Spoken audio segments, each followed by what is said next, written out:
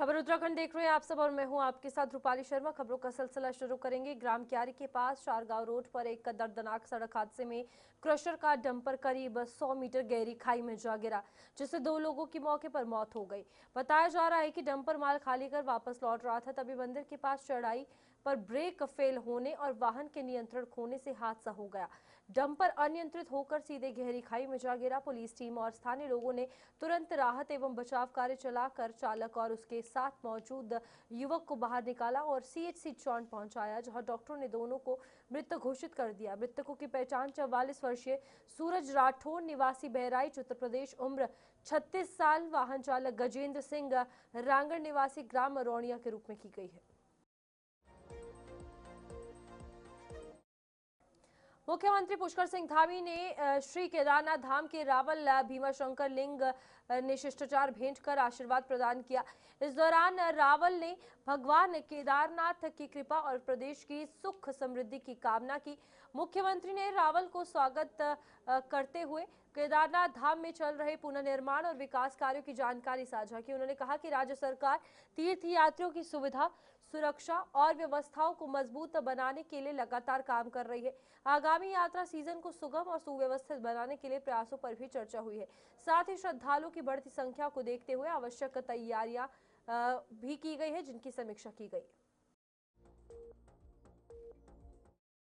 Cabinet मंत्री मदन कौशिक ने 2027 उत्तराखंड विधानसभा चुनाव को लेकर भाजपा की प्रचंड जीत का दावा किया है। रुड़की दौरे के दौरान मीडिया से बातचीत में उन्होंने कहा कि भाजपा 2027 में भारी बहुमत के साथ जीत दर्ज करेगी और राज्य में लगातार तीसरी बार सरकार बनाएगी। मदन कौशिक ने कहा कि पार्टी संगठन और कार्यकर्ताओं की मजबूत पकड़ के दम पर भाजपा का जनाधार लगातार बढ़ रहा है। उन्होंने ये भी दावा किया है कि जिन क्षेत्रों में भाजपा छोड़कर कुछ नेता कांग्रेस में शामिल हुए हैं, वहां कांग्रेस के भीतर ही भारी विरोध और असंतोष देखने को मिल रहा है। उनके इस बयान को आगामी चुनाव से पहले भाजपा के आत्मविश्वास और चुनावी रणनीति के संकेत के तौर पर देखा जा रहा है। रुड़की में हमारे अनेक प्रकार के कार्यक्रम संगठनात्मक चल रहे हैं। मुझे उसमें हमारे एक मंडल के प्रशिक्षण कार्यक्रम में आज आना था, तो उस दूसरा एक अन्य कार्यक्रम में तो इस रूप में मुझे रुड़की आना हुआ है। तो रुड़की आने पर भाई चिरप जी के कार्यालय पर आया हूँ। आपने बहुत भव्य तरीके से स्वागत किया, इसके लिए चिरप जी को मैं धन्यवाद देता हूँ। समझ में नहीं आया क्या कह रहे हैं। जब मैं आया तो सबसे पहले मैं 9 स्थानों पर रुकता हुआ यहाँ आया हूँ। अब उन 9 का क्या कारण है, पहले उन्हें ढूंढ लो, फिर इसका मिलेगा आपको। ये मैं कैसे बता सकता हूँ, हरीश रावत जी बताएंगे कि वो अवकाश पे गए तो कारण है, क्यों गए हैं। आप मुझे मेरा पूछिए। आरक्षण, हम राजनीतिक रूप से अलग अलग विचारधारा को लेके काम करते हैं, एजेंडा भी अलग होता है। अब उनको जो दिखेगा वो बोलेंगे, मुझे जो दिखेगा मैं वो बोलूँगा। मुझे दिख रहा है प्रदेश का विकास 2027 में तीसरी बार सरकार बनानी है। मुझे दिख रहा है हम विकास की दृष्टि से आगे बढ़ेंगे, केंद्र की योजनाएं लाएंगे, राज्य की सरकार बनाएंगे, प्रधानमंत्री का आशीर्वाद लेंगे, मुख्यमंत्री के नेतृत्व में काम करेंगे। मुझे ये दिख रहा है, तो उन्हें जो दिख रहा है वो बोल रहे होंगे। मैं समझ नहीं, आपने क्या सवाल किया। आप ज्योतिष ही वाली बात कर रहे हैं। हम लोग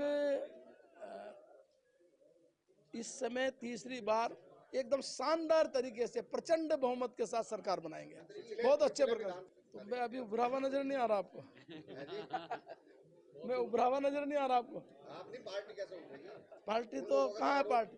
तो आप एक बार दोबारा पूछ रही हो। नहीं, देखिए, ये पहली बार हुआ कि कुछ लोगों ने कांग्रेस ज्वाइन करी और उन सब विधानसभा में कांग्रेस में विद्रोह हो गया।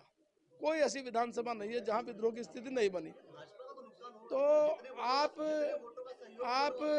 आप ये देखिए कि उनमें से आप अगर कुछ विधानसभाओं के नाम लेंगे, सब में भाजपा जीती है, और उसके निर्दलीय लड़ने के बाद जीती है या उसके पार्टी में रहने के बाद जीती है। भाजपा का वोट बैंक काडर आधारित होता है, काडर काम करता है, वोट बैंक विचार से जुड़ा होता है। इसलिए भारतीय जनता पार्टी और अच्छे प्रचंड बहुमत के साथ हम सरकार बनाने जा रहे हैं। हर कार्यकर्ता को अधिकार है तैयारी करने का, हर कार्यकर्ता तैयारी करता है। पार्टी का केंद्रीय नेतृत्व, पार्लियामेंट्री बोर्ड तय करता है। अभी मदन कौशिक की सीट पर कौन लड़ेगा, या मदन कौशिक लड़ेगा, पुष्कर सिंह धामी जी की सीट पर कौन लड़ेगा, मुख्यमंत्री जी लड़ेंगे, उनका नेतृत्व है, किस सीट पर लड़ेंगे। तो ये केंद्रीय नेतृत्व, पार्लियामेंट्री बोर्ड और राज्य का बोर्ड की संस्तुति के आधार पर होता है। जब मैं चुनाव लड़ रहा था, मैं प्रदेश अध्यक्ष था, कई लोग टिकट मांग रहे थे, क्यों नहीं मांगेंगे? लोकतंत्र है हमारी पार्टी में, कोई हम कांग्रेस थोड़ा ही है, ये तो बीजेपी है, लोकतंत्र पार्टी। उत्तराखंड में 19 अप्रैल से शुरू हो रही चारधाम यात्रा 2026 को लेकर स्वास्थ्य विभाग ने व्यापक तैयारियां पूरी कर ली है। श्रद्धालुओं की सुरक्षा और स्वास्थ्य सुविधाओं को ध्यान में रखते हुए यात्रा मार्गों और ट्रांजिट कैंपों में चिकित्सा व्यवस्था को मजबूत किया गया है। महानिदेशक स्वास्थ्य डॉक्टर सुनीता टम्टा के अनुसार लगभग 1350 डॉक्टरों और पैरामेडिकल स्टाफ की तैनाती की जाएगी, जो 24 घंटे सेवाएं देंगे। यात्रा मार्ग पर 25 मेडिकल रिलीफ पोस्ट स्थापित किए जाएंगे और प्रमुख स्थानों पर स्वास्थ्य जांच की सुविधा रहेगी। उच्च हिमालय क्षेत्रों की चुनौतियों से निपटने के लिए विशेषज्ञ डॉक्टरों को विशेष प्रशिक्षण भी दिया जा रहा है, ताकि यात्रियों को सुरक्षित और बेहतर चिकित्सा सेवाएं मिल सके। चारधाम यात्रा हमारी शुरू होने वाली है 19 तारीख से, और स्पेशली जो हम लोगों के जो हर साल की तरह जैसे तैयारी हमारी होती है, वो तैयारी हमारी चल रही है और काफ़ी कुछ हो चुकी हैं। तो डॉक्टर्स जो हमारे टोटल डॉक्टर्स हमारे लगते हैं, ये ट्रांजिट और हमारे जो है चारधाम के जो डिस्ट्रिक्ट हैं उसमें हम डॉक्टर एंड पैरामेडिकल जो है वो लगभग हमारे 1350 करीब लगते हैं। तो वो ड्यूटी हमारी लग चुकी हैं और विशेषज्ञों की भी हम लोगों ने लगा दी है। स्पेशली जो है मेडिकल कॉलेज वालों ने भी हमें सपोर्ट किया इस बार, private and government medical college से। और दूसरी चीज़ हमारी जो जितने MRPs हैं, हमारी टोटल जो MRP 25 हमारी चारधाम में रहती हैं, तो वो भी हमारे कहाँ कहाँ लगने हैं, जैसे लास्ट ईयर लगे थे उसी हिसाब से हम लोगों की तैयारियाँ हैं। और साथ में जो है हमारे जो ट्रेनिंग जो डॉक्टर्स की है वो भी हमारी ट्रेनिंग चल रही है, इंटर डिस्ट्रिक्ट भी चल रही है और यहाँ भी मेडिकल कॉलेज में भी डॉक्टर्स की हम ट्रेनिंग दिलाते हैं। 26 बैच में करीब वो ट्रेनिंग भी हमारी स्टार्ट हो गई है। और इस तरह से हमारी मतलब यात्रा चारधाम यात्रा को लेकर टिहरी प्रशासन स्वास्थ्य व्यवस्थाओं को लेकर पूरी तरह सतर्क नजर आ रहा है। जिलाधिकारी नितिका खंडेलवाल के निर्देशों पर यात्रा मार्गों ऋषिकेश से गंगोत्री, यमुनोत्री, केदारनाथ और बद्रीनाथ समेत अन्य तीर्थ स्थलों पर चिकित्सा सेवाओं का व्यापक प्रबंध किया जा रहा है। चिकित्सा अधिकारी डॉक्टर श्याम विजय ने बताया कि यात्रियों की सुविधा के लिए सभी प्रमुख रूटों पर चिकित्सा इकाइयां स्थापित की जा रही हैं। जनपद को 22 चिकित्सा कर्मी मिले हैं, जिन्हें प्राथमिकता के आधार पर तैनात किया जाएगा। साथ ही पहले से तैनात स्टाफ और विशेषज्ञ डॉक्टरों को विशेष प्रशिक्षण भी दिया जा रहा है, ताकि यात्रा के दौरान स्वास्थ्य सेवाएं बेहतर रहें। देखिए, चार धाम यात्रा मार्ग का एक बड़ा भाग हमारे जनपद से होकर गुजरता है, जिसमें चारों धामों में, चाहे हमारा गंगोत्री का मार्ग हो जो कि हमारे ऋषिकेश से शुरू होकर छाम तक जाता है, और चाहे यमुनोत्री का हो जो उधर विकास नगर से होके हमारा कटा पत्थर या उधर नैन बाग की तरफ से होके जाता है, और बाकी दोनों धामों जिसमें कि हमारा बद्रीनाथ और केदारनाथ है जो ऋषिकेश से लेकर के हमारे कीर्तिनगर तक की जो हमारा बड़ा सा रास्ता है लगभग वो हमारे जनपद से ही होके जाता है।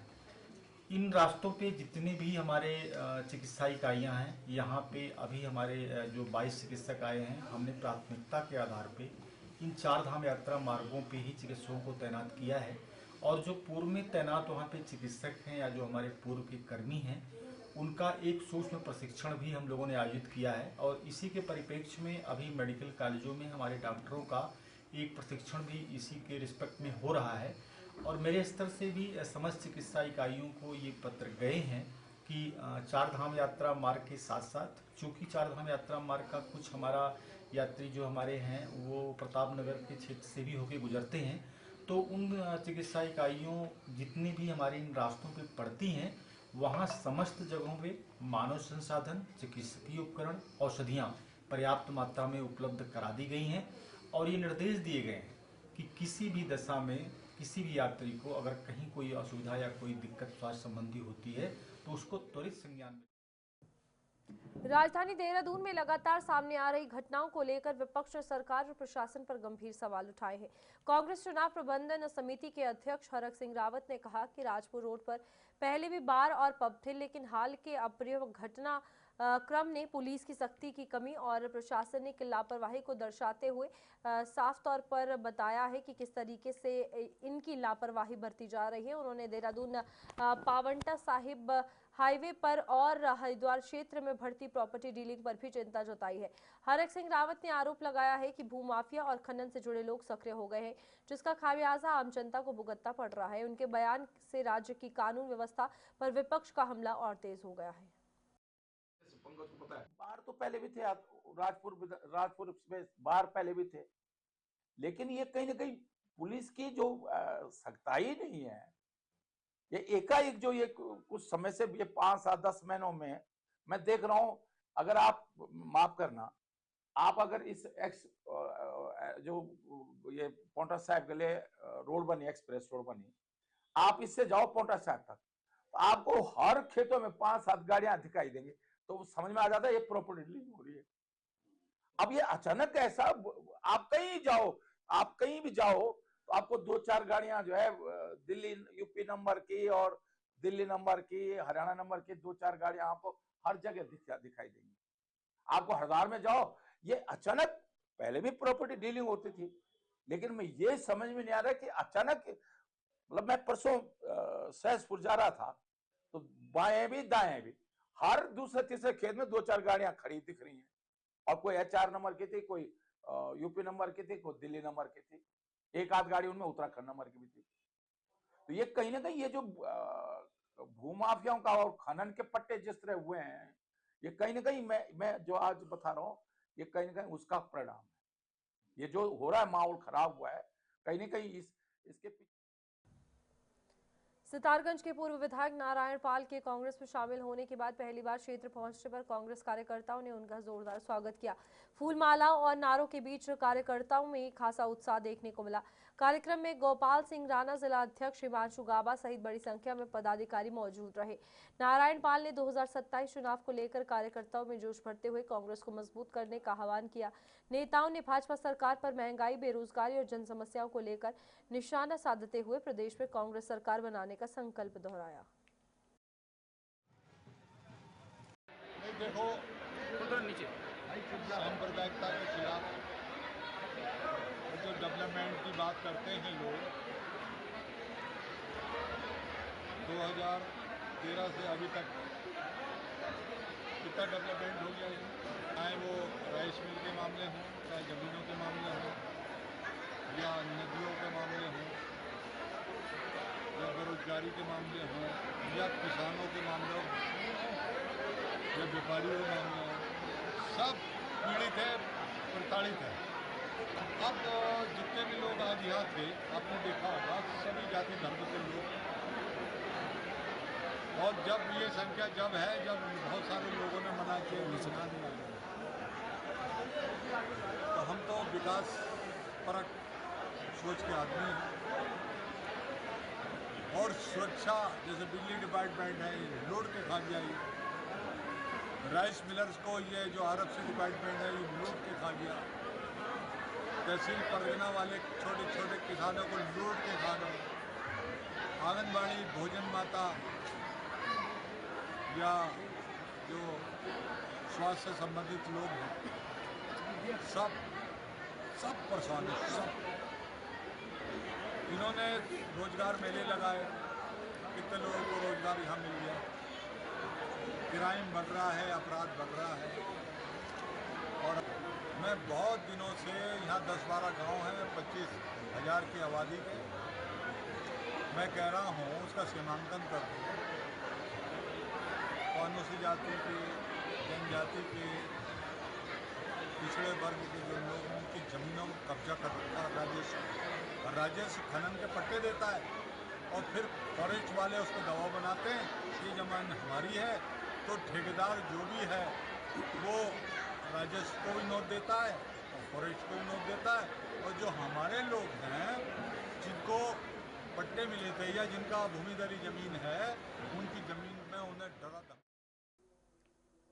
रामनगर में पुष्कर सिंह धामी के आगमन से पहले यूथ कांग्रेस ने जोरदार विरोध प्रदर्शन किया है। जिला अध्यक्ष सुमित लोहनी के नेतृत्व में कार्यकर्ताओं ने काले गुब्बारे लेकर सरकार के खिलाफ नारेबाजी की। लखनपुर चुंगी क्षेत्र में प्रदर्शन के दौरान पुलिस ने उन्हें रोकने की कोशिश की, जिससे हल्की झड़प भी हुई। पुलिस ने काले गुब्बारे फोड़कर कई कार्यकर्ताओं को हिरासत में ले लिया और दूसरे क्षेत्र में भेज दिया। यूथ कांग्रेस ने बेरोजगारी, महंगाई और भ्रष्टाचार को लेकर सरकार पर निशाना साधा, जबकि पुलिस ने कानून व्यवस्था बनाए रखने के लिए कार्रवाई को जरूरी बताया।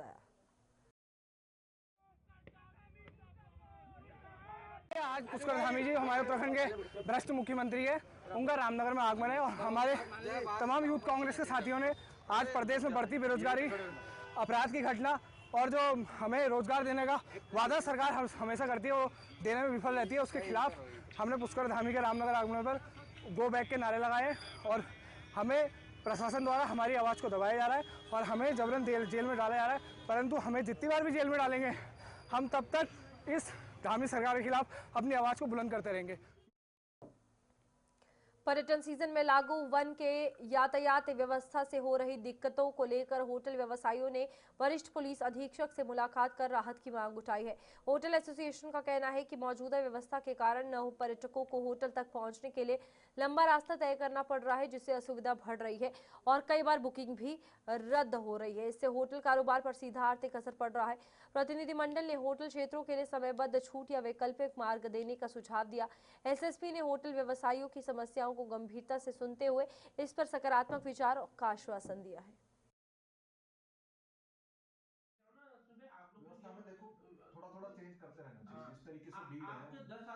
मामला ये है कि हम वन मेले को ऐसे आपसे मिले हैं कि हमारे जैसे लक्ष्मेश्वर पे भी कुछ होटल बने हुए हैं।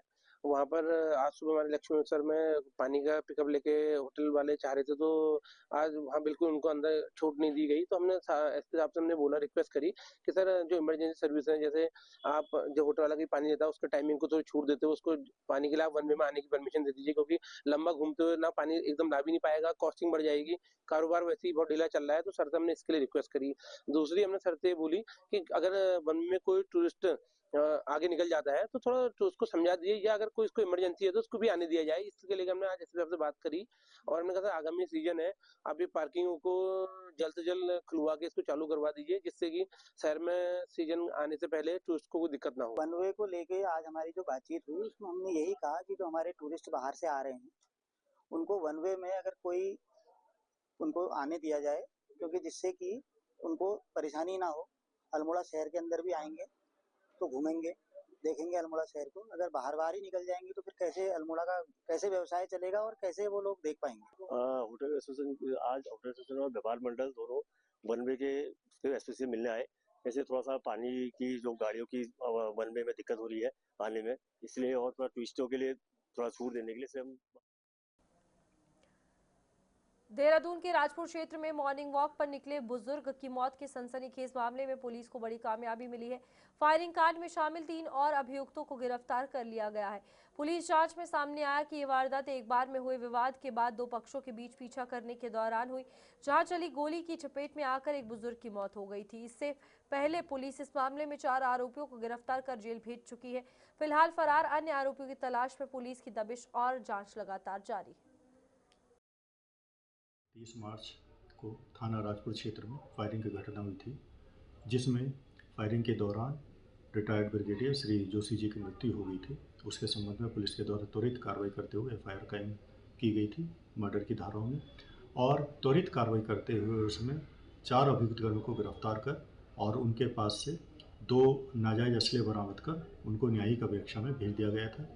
आज पुलिस के द्वारा इसमें जो टीमें लगी हुई थी अन्य अभियुक्तों की गिरफ्तारी के हेतु, उनके द्वारा सफलता प्राप्त की गई है और इस अभियोग में वांछित 3 और अभियुक्तगणों को पुलिस के द्वारा आज गिरफ्तार कर लिया गया है, जिनके नाम आदेश गिरी, एक समीर चौधरी और एक मोहित अरोड़ा। इन तीनों को पुलिस के द्वारा गिरफ्तार कर लिया गया है। इनको माननीय न्यायालय में पेश किया गया, जहां से इनको न्यायिक अभिरक्षा में भेजा जा रहा है। बाकी जो शेष अभियुक्तगण हैं उनके लिए हमारी कम से कम 6 या 7 टीमें लगातार प्रयास कर रही हैं उनकी गिरफ्तारी के, और जल्द ही उनको काशीपुर में सड़कों, वार्डों और नुक्कड़ों पर बढ़ते कूड़े के ढेर की स्वच्छता व्यवस्था और नागरिक जिम्मेदारी दोनों पर बड़े सवाल खड़े कर रहे हैं और नगर निगम की डोर टू डोर कचरा गाड़ियां घर घर पहुंच रही है। इसके बावजूद लोग सड़कों पर खुले में कचरा फेंक रहे हैं। इससे न सिर्फ बदबू और गंदगी फैल रही है, बल्कि आवारा पशुओं का जमावड़ा और बीमारियों का खतरा भी बढ़ गया है। नगर आयुक्त रविंद्र बिष्ट ने कहा कि जागरूकता अभियान, नुक्कड़ नाटक और चालानी कार्रवाई लगातार चल रही है। अब देखना होगा कि शहर की तस्वीर बदलने में प्रशासन और जनता कितनी जिम्मेदारी निभाती है।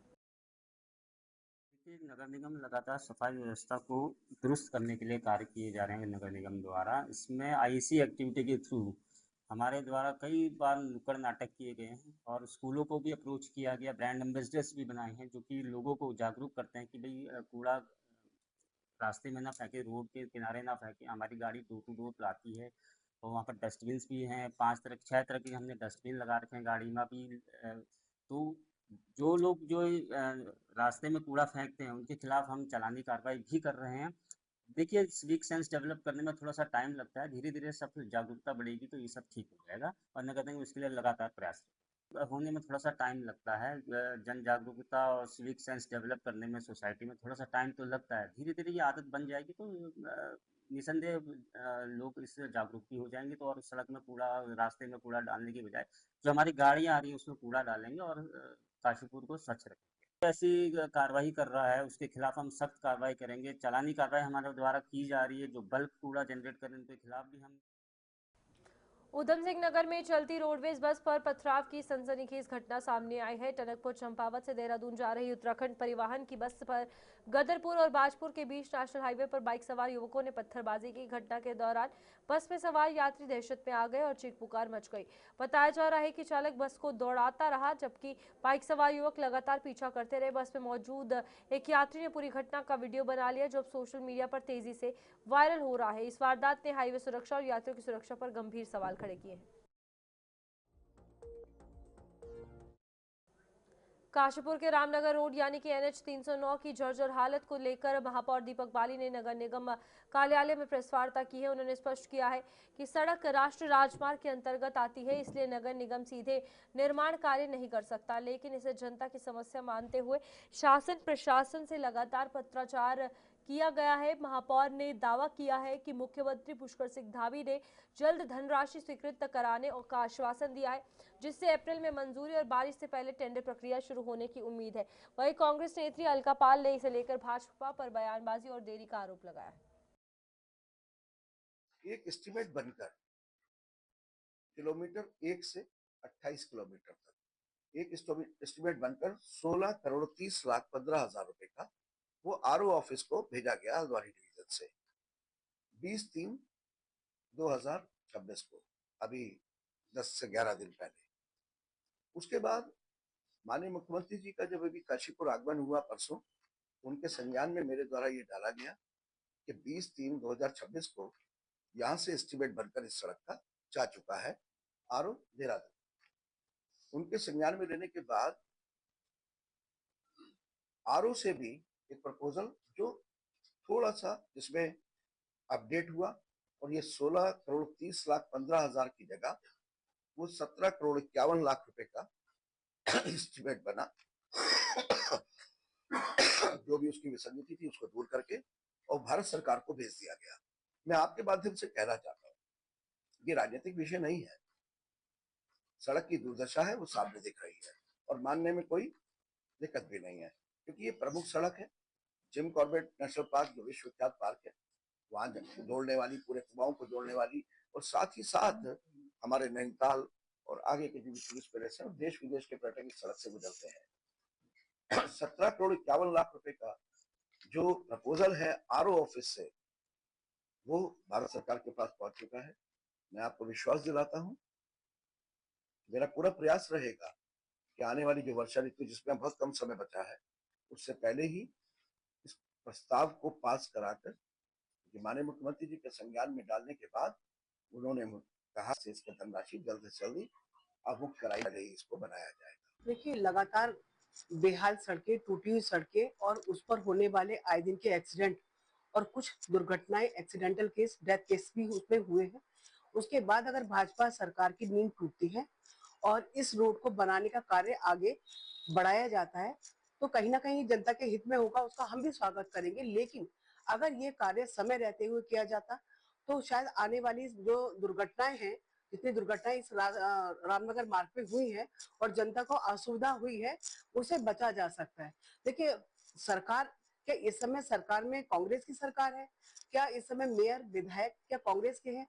जब यहाँ पर मेयर से लेकर के सरकार, राज्य सरकार शक्ति फार्म क्षेत्र में बढ़ते नशे के कारोबार के खिलाफ स्थानीय जनप्रतिनिधियों और बैकुंठपुर की महिलाओं ने मोर्चा खोल दिया है। महिलाओं ने शक्ति फार्म चौकी पहुंचकर चौकी इंचार्ज ललित चौधरी को ज्ञापन सौंपते हुए स्मैक और कच्ची शराब के बढ़ते कारोबार पर तत्काल रोक लगाने की मांग की।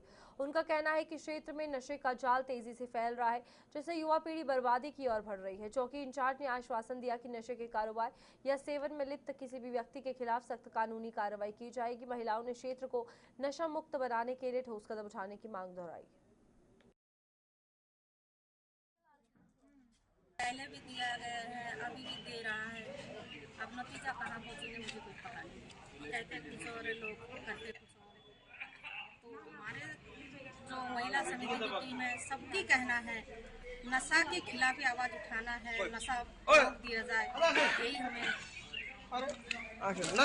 आशा रहेगा हमेशा के लिए कि हमारा क्षेत्र से नशा मिट जाए और हमारे बच्चे पति पहले जैसे सुरक्षित रहे, हम मान सम्मान के साथ जी पाऊँ। यही हमारा समाज की विकास है, इससे ज़्यादा कुछ नहीं है। सबसे पहले तो मैं जो हमारे महिला कमेटी है जिन्होंने ये बीड़ा उठाया, मैं उन सभी को बहुत बहुत तहे दिल से शुक्रिया अदा करता हूँ।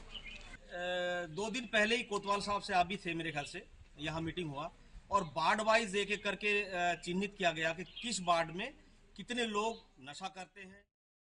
लाल कुआ हल्द्वानी हाईवे पर मोती नगर के पास उस वक्त अफरा तफरी मच गई जब एक तेज रफ्तार एम्बुलेंस अचानक अनियंत्रित होकर कई बार पलट गई। प्रत्यक्षदर्शियों के मुताबिक एम्बुलेंस इतनी तेज गति में थी कि सड़क के बीचों बीच उल्टी होकर रुक गई, जिससे मौके पर मौजूद लोगों के दिल दहल गए। हादसे के तुरंत बाद राहगीर और वाहन चालक मदद के लिए दौड़ पड़े। राहत की बात यह रही कि एम्बुलेंस में कोई मरीज या तीमारदार मौजूद नहीं था और केवल चालक ही सवार था, जिसे मामूली चोटें आई है। चालक ने बताया कि एम्बुलेंस रिपेयरिंग के बाद ट्रायल पर थी और तभी अचानक संतुलन बिगड़ने से हादसा हो गया। पुलिस ने वाहन को किनारे कर यातायात सामान्य करवाया।